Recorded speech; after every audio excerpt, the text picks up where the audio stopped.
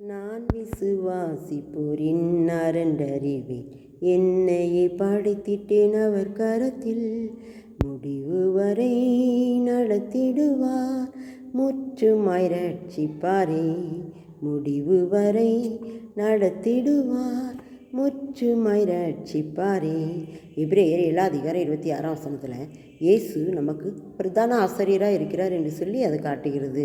பரிசுத்தரும் குற்றமற்றவரும் மாசில்லாதவரும் பாவிகளுக்கு விலகினவரும் வானங்களில் உயர்ந்தோருமாயிருக்கிற விதமான பிரதான ஆசிரியரே நமக்கு ஏற்றவராக இருந்தார். பார்த்தீங்களா, ஏற்றவராக இருக்கிறார்.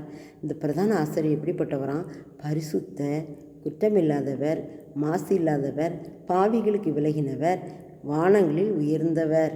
இந்த மாதிரியான பிரதான ஆசிரியர் தான் பாவமில்லாத பிரதான ஆசிரியரே இருக்கிறார். நம்மை போல சோதிக்கப்பட்டு பாடுபட்டவர் அவர். அதனால் அவர் நமக்கு பாடுபடுகிறவர்களுக்கு சோதிக்கப்படுவதற்கு உதவி செய்ய வல்லவராக இருக்கிறார். அப்படிப்பட்ட பிரதான ஆசிரியர் இயேசு கிறிஸ்து நமக்காகவே இந்த உலகத்தில் பரிந்து பேசினார் பிதாவினிடத்தில். ஆமேன்.